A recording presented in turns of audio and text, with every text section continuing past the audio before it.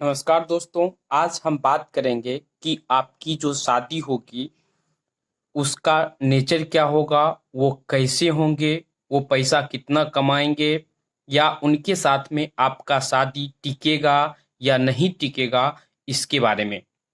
दोस्तों, ये वीडियो देखने के लिए आप एक पेन और पेपर ले लें जिससे पॉइंट वाइज आप नोट करते जाएं।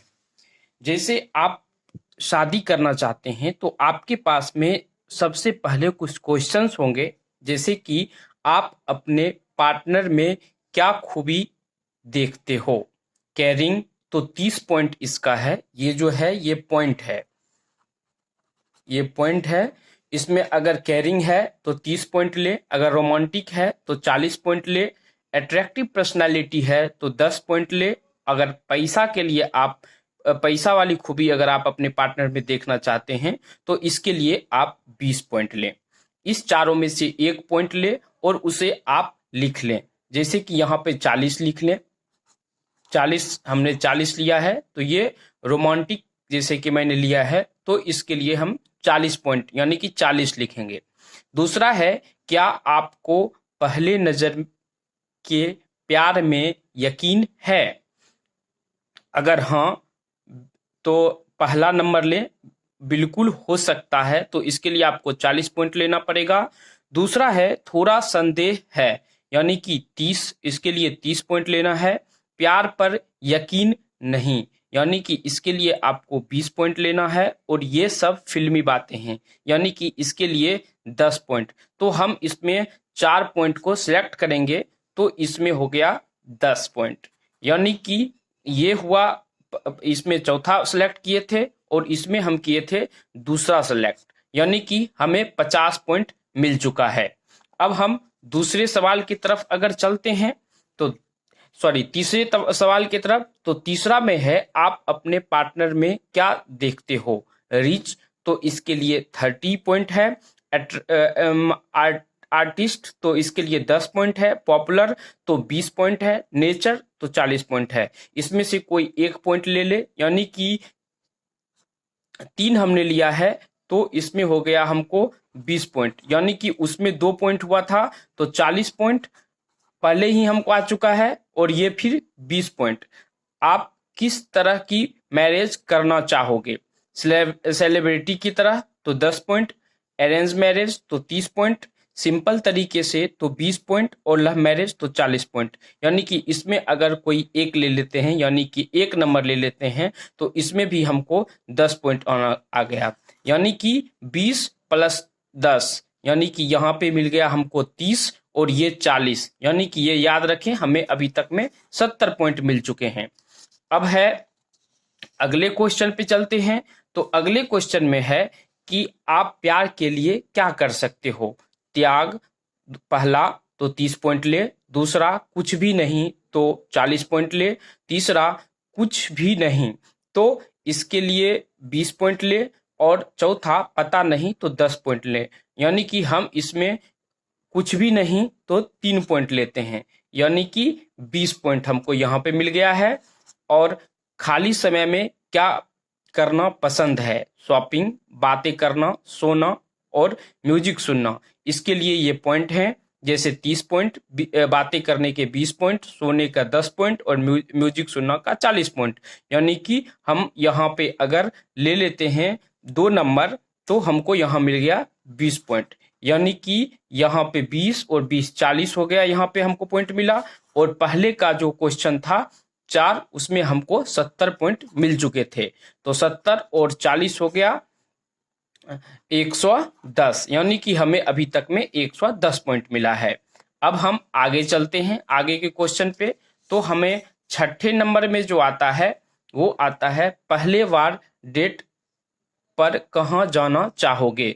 यानी बीच के किनारे तो 40 पॉइंट, मॉल में तो 10 पॉइंट लें और थिएटर में तो 20 पॉइंट ले और किसी पार्क में तो 30 पॉइंट ले। यानी कि हम यहाँ पे अगर एक लेते हैं मॉल में तो हमें 10 पॉइंट मिलेगा। अब है अगला सवाल कि आप प्यार के बारे में क्या सोचते हो। तो प्यार जिंदगी है तो 30 पॉइंट इसको मिलेगा। दूसरा है जो बिना शर्त के हो, यानी कि 40 पॉइंट इसमें मिलेगा। तीसरा है समय की बर्बादी, तो 10 पॉइंट मिलेगा। और प्यार में दर्द मिलता है, तो इसके लिए हमको 20 पॉइंट मिलेगा। अब हम कोई एक पॉइंट इसमें हम ले लेंगे, तो यानी कि समय की बर्बादी अगर हम लेते हैं तो इसमें हमको 10 पॉइंट मिलता है।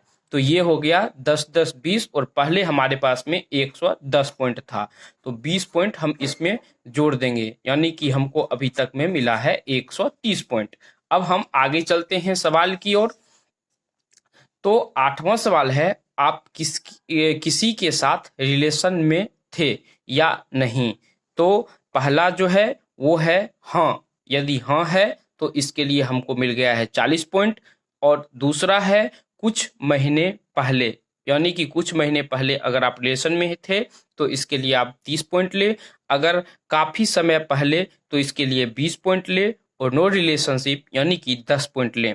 तो इसमें से हम एक पॉइंट अगर सिलेक्ट करते हैं तो इसमें हम सपोज कीजिए कि हमने ये लिया, तो इसमें हमको मिल गया है 10 पॉइंट। आप कोई भी ले सकते हैं।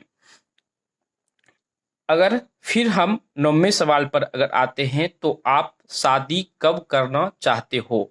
तो इसके लिए अभी नहीं, तो इसके लिए हम लेंगे 20 पॉइंट। और दूसरा है कि पार्टनर मिलने पर, यानी कि इसके लिए 30 पॉइंट। और सही समय आने पर, तो इसका हमें हो गया 40 पॉइंट। और कभी नहीं यानी कि 10 पॉइंट। तो इसके लिए हम कोई भी ले सकते हैं, जैसे हमने ले लिया इस पर 1 नंबर, यानी कि यहाँ पे हमको 20 पॉइंट मिला है। तो ये 20 पॉइंट और ये 10 पॉइंट, यानी कि 30 पॉइंट ये मिला है। और पहले जो हमें मिला था वो 130 पॉइंट मिल चुका है, यानी कि पहले के 7 सवाल में। और ये 2 सवाल में हमको मिल गया है 30 पॉइंट, यानी कि हो गया 30 तो 160 पॉइंट, यानी कि 160 पॉइंट हमें अभी तक में मिल चुका है। आपका 170 भी हो सकता है, 200 भी हो सकता है, 240 भी हो सकता है। जो भी आपके पास सवाल है उस सवाल को आप अच्छे तरह से पढ़ के ऐसी घटनाओं के साथ में वो पॉइंट पहले निश्चित कर लें। उसके बाद पॉइंट को जोड़ने के बाद हमें 160 आया है। अब हम चलते हैं जब हमारा रिजल्ट आया है। तो रिजल्ट हमें आया है कितना रिजल्ट, तो 160। और अगर रिजल्ट 150 के बीच में अगर आता है तो आपकी शादी किसी ऐसे रिच और हैंडसम इंसान से हो सकती है जो आपकी हर ख्वाहिश पूरी करेगी या करेगा। आप दोनों की जोड़ी सबसे बेस्ट जोड़ी कहलाएगी। आप उनके साथ कंफर्टेबल महसूस करेंगे और अपने दिल की हर बात उनसे शेयर करेंगे। अगर आपको पॉइंट आता है 100 से लेके 150 के बीच में, तो आपका रिजल्ट जो है वो ये होगा। अगर मेरा रिजल्ट आया है 160। अगर हम आगे चलते हैं तो 160 और 300 के बीच में अगर आपका रिजल्ट अगर आया है, तो इसके लिए है आपकी शादी आपके किसी ऐसे पुराने क्रश से हो सकती है जिसके लिए आपके दिल में प्यार की फीलिंग्स है, जिसके साथ आप इमोशनल और गहरा कनेक्शन महसूस करते हैं। शादी के बाद आपका प्यार और रिश्ता गहरा होता जाएगा। अगर 160 अगर 300 के बीच में अगर ये रिजल्ट अगर आपको आता है 300 के बीच में, तो आपका आंसर ये होगा। अब आगे हम चलते हैं। अगर हमारा पॉइंट 360 और 400 के बीच आता है, तो आपकी शादी आपके सोलमेट से हो सकती है। आपकी जोड़ी सबसे बेस्ट जोड़ी में से एक होगी। हर कोई आपको देखकर यही कहेगा कि आप दोनों एक दूसरे के लिए ही बने हैं। आपकी ही तरह आपका रिश्ता भी खूबसूरत है। अगर आपको 360 और 400 के बीच में आंसर आता है तो दोस्तों, ये न्यूमरोलॉजी एस्ट्रोलॉजी में से किसी चीज की पुष्टि नहीं करता है। ये कमेंट सपोर्ट के लिए हमने बनाया है। हाँ, लेकिन इसमें ये भी है कि 50 से 60% ये चीज सही हो सकता है। इसमें कोई भी न्यूमरोलॉजी लॉजिक नहीं है, एस्ट्रोलॉजी लॉजिक नहीं है। कमेंट में बहुत से कमेंट आते हैं जिनके जवाब देना हमारे लिए संभव नहीं हो सकता है। हम कमेंट में उतना कुंडली देखकर या किसी की डेट ऑफ बर्थ देखकर नहीं बता सकते हैं। तो ये चीज अगर आपके पास है तो आप खुद कैलकुलेशन करके आप निकाल सकते हैं। दोस्तों, अगर ये वीडियो अच्छा लगा है तो इस चैनल को सब्सक्राइब कर लें और बेल आइकन को दबा लें, जिससे नए वीडियो का नोटिफिकेशन आपको मिलते रहेगा। हम मिलते हैं आपसे एक नए वीडियो में। धन्यवाद। क्या आप कर्म करके थक चुके हैं या बुरी से बुरी समस्या में फंसे हुए हैं? जिंदगी की हर समस्या के समाधान के लिए हमारे पंडित जी आपके साथ हैं। अगर आपको अपनी कुंडली, हैंड एनालिसिस या वास्तु की कोई भी समस्या है तो आप कॉल कर सकते हैं। आपसे ली गई राशि हम गरीबों की मदद के लिए आपके सामने लगाते हैं, जो कि चैनल में आपको मिल जाएगा। धन्यवाद।